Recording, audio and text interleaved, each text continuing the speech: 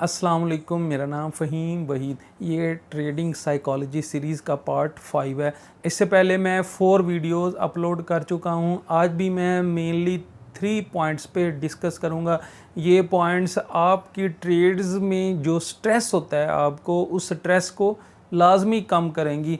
उसके लिए ज़रूरी क्या है कि आपने वीडियो को एंड तक देखना है ताकि कोई भी चीज़ मिस ना हो, और आप वीडियो को लाइक भी कर दिया करें और अपने दोस्तों में शेयर भी कर दिया करें। सबसे पहला पॉइंट क्या है कि जब हम ट्रेंड्स देखते हैं मार्केट का, कि मार्केट अप ट्रेंड में जा रही है या डाउन ट्रेंड में जा रही है, ट्रेंड्स हमेशा स्लोली बनते हैं। स्लोली मार्केट अपवर्ड मूवमेंट होती है या स्लोली मार्केट की डाउनवर्ड मूवमेंट होती है। जब भी आप विक्स देखते हैं, यानी कि मार्केट एकदम ऊपर पंप हो जाती है या मार्केट एकदम नीचे डंप हो जाती है। यानी अगर हम बीटीसी की बात करें तो सम टाइम्स हम देखते हैं कि बीटीसी 4-5 हज़ार पंप हो गया है या 4-5 हज़ार डंप हो गया है। इस केस में क्या होता है कि आप लोग स्ट्रेस में आ जाते हैं। अगर आपने लॉन्ग ट्रेड ली हुई है और मार्केट क्रैश कर जाती है तो आप लॉस में ट्रेड क्लोज कर देते हैं, जबकि ऐसा नहीं होना चाहिए। आपको पेशेंस दिखाना चाहिए, आपको स्ट्रेस नहीं लेनी चाहिए, आपको ट्रेड होल्ड करनी चाहिए। अगर आप स्विंग ट्रेडर हैं तो आपको टेंशन नहीं लेनी चाहिए। मार्केट अगर डिप में जाती है तो ज़रूर करेक्शन लेती है, यानी बाइंग होती है, बायर्स एक्टिव होते हैं, बाइंग होती है और मार्केट ऊपर जाती है। जब आप लॉस बुक कर रहे होते हैं उस वक्त कई ट्रेडर्स जो प्रोफेशनल ट्रेडर होते हैं वो प्रॉफिट बना रहे होते हैं। आपने एक चीज़ हमेशा ज़हन में रखनी है कि जब भी आप ट्रेड लॉस में क्लोज करते हैं, यानी आप सेल करते हैं, तो कोई ना कोई वहाँ पे बाइंग कर रहा होता है। विक्स ज़्यादातर कब बनती हैं? जब मार्केट में मैनिपुलेशन होती है, वेल्स मार्केट को ऊपर नीचे लेके जाते हैं, या फिर कोई न्यूज़ आती है जैसे कि सीपीआई की न्यूज़ है, कंज्यूमर प्राइस इंडेक्स, तब मार्केट विक्स लगाती है। तो इसमें केस में अगर मार्केट अप ट्रेंड में है और विक नीचे लगती है तो ज़रूर मार्केट पुल बैक करेगी, ज़रूर मार्केट ट्रेंड को कंटिन्यू करेगी। इसमें थोड़ा टाइम लग सकता है क्योंकि आप स्विंग ट्रेड कर रहे हैं तो आप ट्रेड को होल्ड भी कर सकते हैं, लेकिन अगर आप इंट्रा डे ट्रेडिंग करते हैं तो फिर आपको उसी टाइम ही या प्रॉफिट बुक करना होता है या लॉस बुक करना होता है। अगर मार्केट अप ट्रेंड में है तो स्लोली मार्केट ऊपर जाएगी।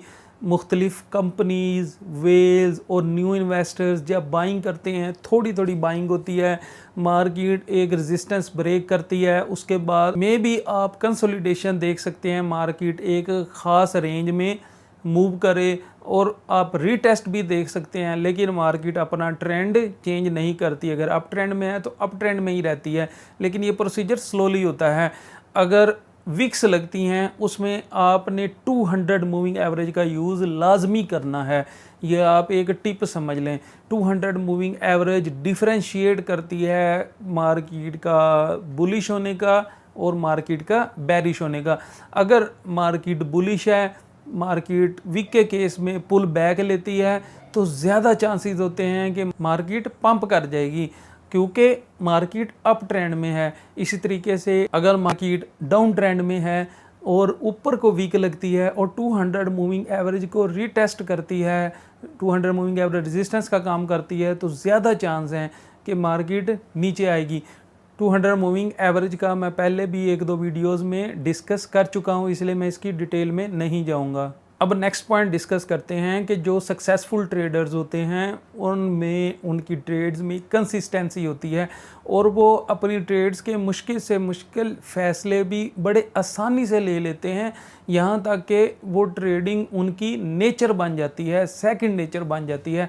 यानी मिसाल के तौर पे आप शॉर्ट की ट्रेड लेते हैं और मार्केट पंप हो जाती है और आपका स्टॉप लॉस हिट हो जाता है, तो अब आपने लॉस बुक किया है, इसका आपके मूड पे कोई असर नहीं होना चाहिए, आपको कोई स्ट्रेस नहीं लेना चाहिए, आपको कोई टेंशन नहीं लेनी चाहिए। इसी तरीके से अगर आप लॉन्ग की ट्रेड लेते हैं और मार्केट पंप हो जाती है, अब यहाँ पे आपको देखना है कि आपने कितना प्रॉफिट बुक करना है।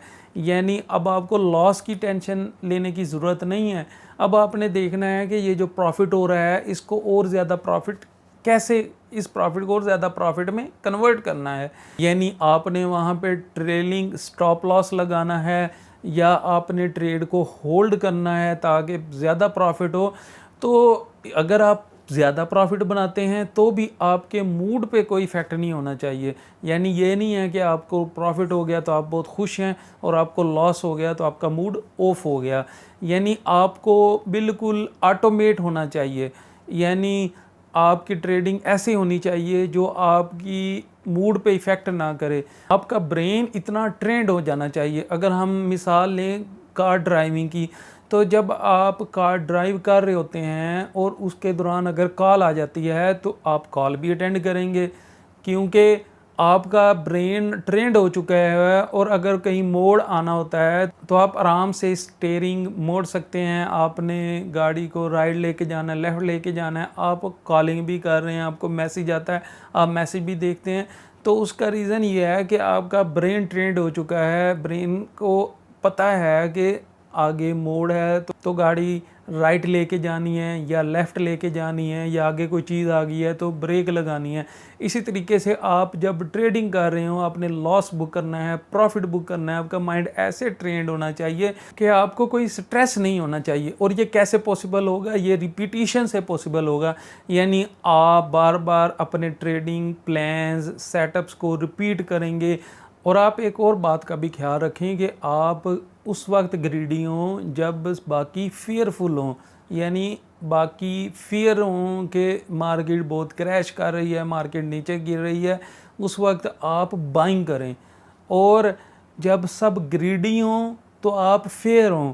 यानी सब देख रहे हैं कि बीटीसी मार्केट पंप कर रहा है, कार्ट कॉइन्स सभी पंप कर रहे हैं, ऑल करेंसीज पंप कर रही हैं, तो उस टाइम आपको फियर होना चाहिए। यानी कि आपने उस टाइम ट्रेड या तो आप लॉन्ग की ना लें, आपको फियर एंड ग्रीड इंडेक्स के उलट चलना चाहिए। यानी कि अगर आप फियर एंड ग्रीड इंडेक्स देखते हैं और फियर एंड ग्रीड इंडेक्स 50 से आगे है, यानी कि 50 और 75 की रेंज में है, तो आपने देखना है कि उस टाइम ग्रीड है। और अगर फियर एंड ग्रीड इंडेक्स 50 से नीचे है तो इसका मतलब फियर है।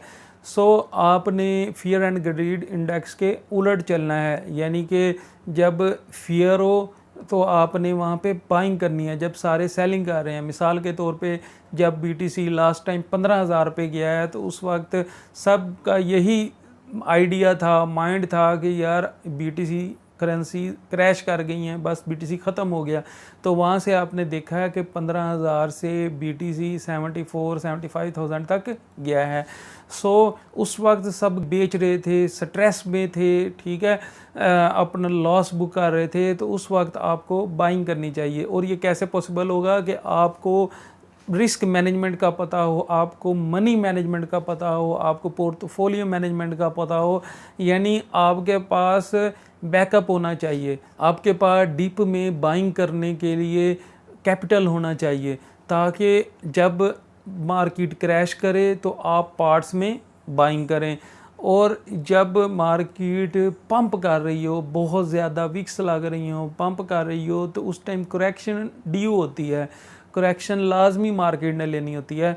सो उस टाइम पे आप प्रॉफिट बुक करें और मज़ीद ट्रेड्स ना लें, कंसोलिडेशन का आप वेट करें। जब सोशल मीडिया पे हर जगह पे बीटीसी के ईटीएफ की ख़बरें चल रही थी तो बीटीसी उस वक्त पंप हो रहा था। लेकिन जैसे ही बीटीसी का ईटीएफ अप्रूव हुआ है तो मार्केट ने करेक्शन लिया है, यानी कि सेल द न्यूज़ हुआ है।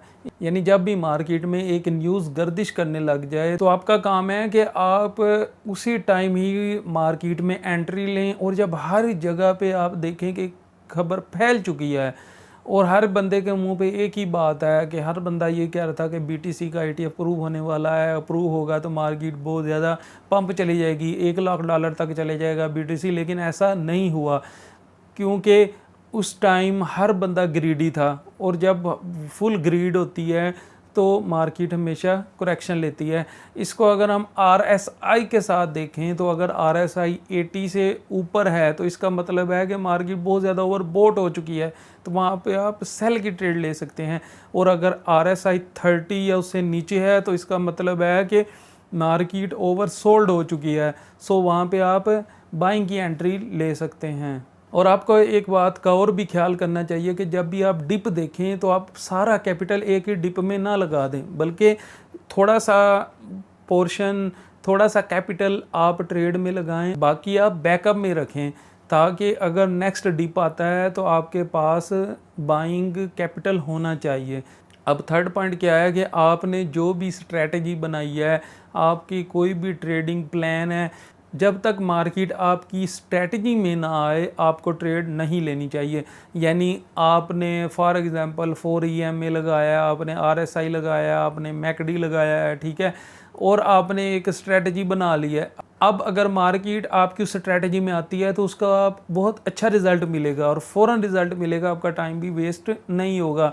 सो आपने हमेशा सिग्नल का वेट करना है, आपने अपनी स्ट्रेटजी, आपने जो अपना ट्रेडिंग प्लान बनाया है उसमें मार्केट के आने का वेट करना है, ना कि आप एक गलत ट्रेड लेके बैठ जाएं और फिर आप मार्केट का वेट करें कि कब वो आपके प्लान में आए और आप प्रॉफिट बुक करें।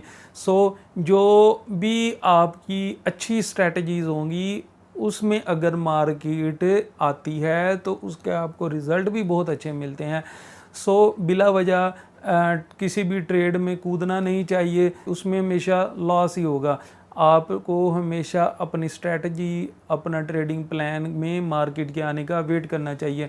और ट्रेडिंग का मतलब ये नहीं है कि आपने रोज़ ट्रेड लेनी है और हर टाइम ट्रेड करनी है। आपके सेटअप में अगर मार्केट आती है तो आप वहाँ पे ट्रेड करें, अगर आपके सेटअप में नहीं आती तो आप ट्रेड ना करें। पैसा लूज़ करने से बेहतर है कि आप ट्रेड ही ना करें। अगर आपकी best strategy, best trading plan में मार्केट आएगी तो आपको अच्छा प्रॉफिट मिलेगा और आपको किसी किस्म की स्ट्रेस भी नहीं होगी, क्योंकि आपकी उस स्ट्रेटजी पे वर्किंग इतनी ज़्यादा होगी।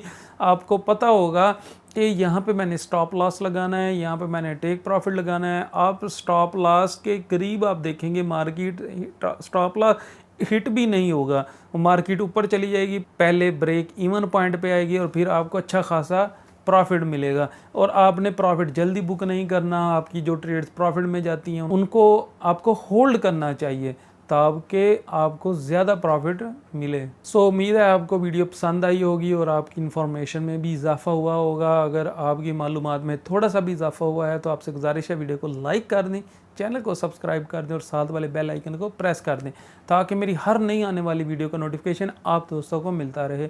दुआ में याद रखिएगा। अल्लाह हाफिज़।